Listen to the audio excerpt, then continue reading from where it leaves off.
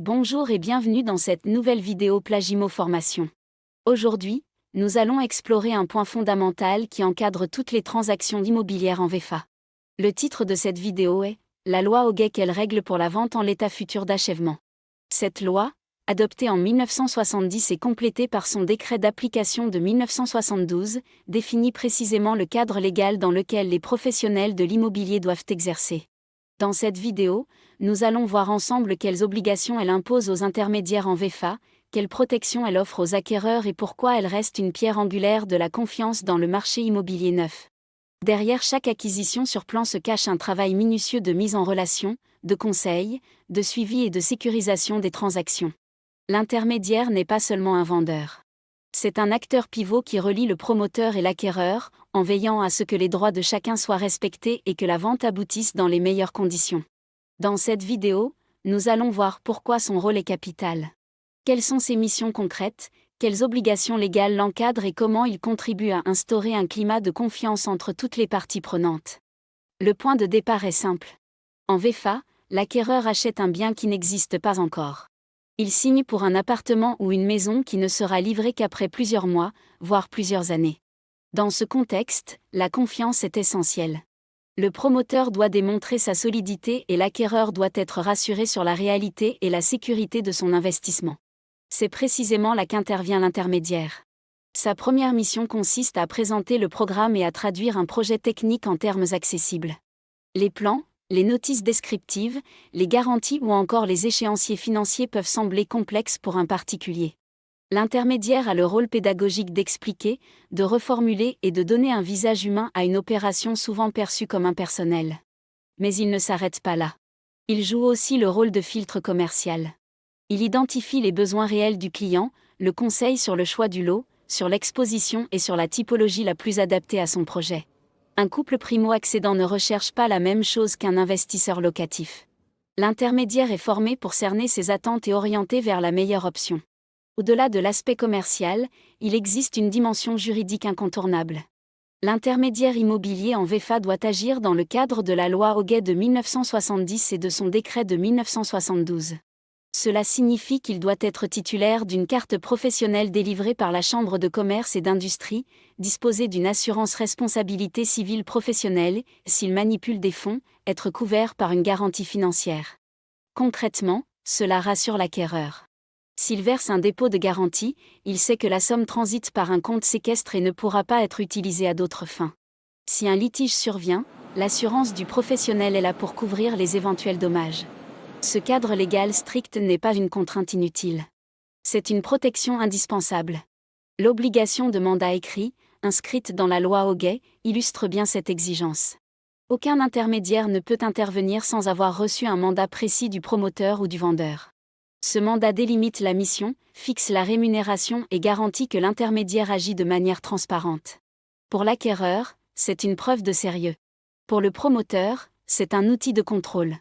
Mais au-delà de ses obligations légales, le rôle de l'intermédiaire se mesure aussi à sa capacité de suivi. Une vente en VFA ne s'arrête pas à la signature du contrat de réservation. Elle s'étale sur toute la durée du chantier.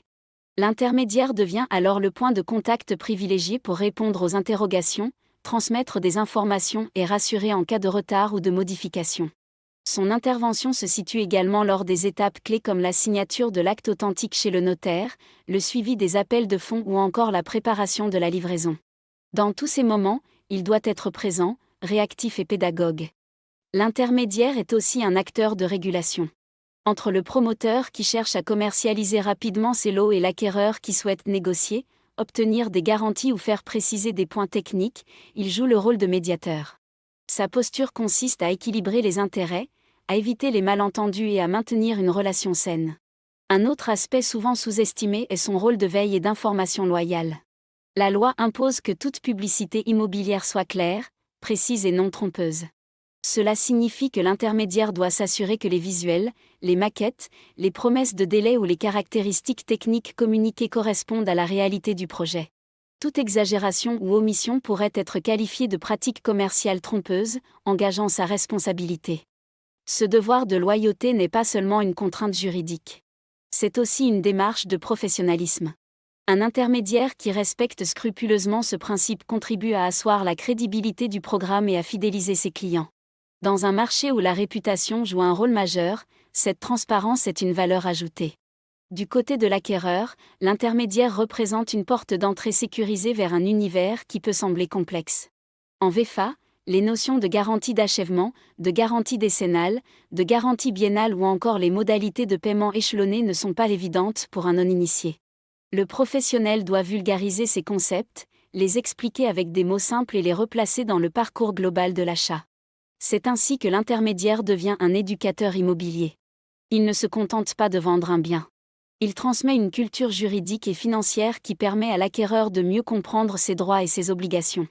Cet accompagnement pédagogique est précieux car il réduit les sources de litiges et augmente la satisfaction globale. Il ne faut pas oublier non plus que l'intermédiaire agit dans un écosystème concurrentiel.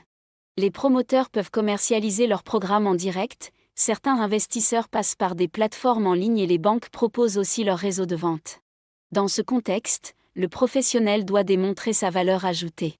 Sa proximité avec le client, sa capacité à rassurer, son expertise du marché local et sa connaissance des règles juridiques font la différence.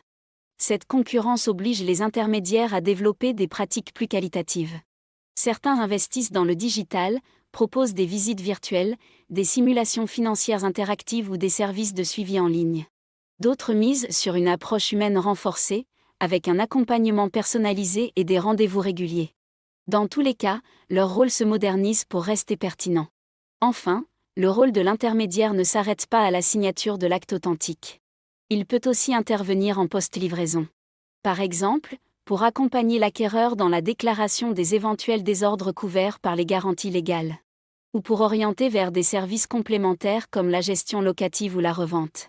Cette continuité renforce la relation de confiance et positionne l'intermédiaire comme un partenaire de long terme plutôt qu'un simple vendeur ponctuel. En conclusion, le rôle de l'intermédiaire immobilier en VFA est bien plus large qu'on ne l'imagine. Il est à la fois pédagogue, médiateur, garant de la légalité, régulateur de la relation commerciale et accompagnateur dans la durée. Son intervention rassure les acquéreurs, crédibilise les promoteurs et fluidifie les transactions. Merci d'avoir suivi cette vidéo Plagimo Formation. N'oubliez pas de vous abonner à la chaîne pour ne manquer aucun épisode. Et rendez-vous dans la prochaine vidéo qui portera sur un sujet complémentaire, l'intermédiation en immobilier neuf expliqué. Remplissez notre formulaire de contact. Pour découvrir nos programmes VFA en cours. Plus de 200 résidences neuves. Partout en France métropolitaine. Scannez-moi. Et rejoignez l'univers Plagimo.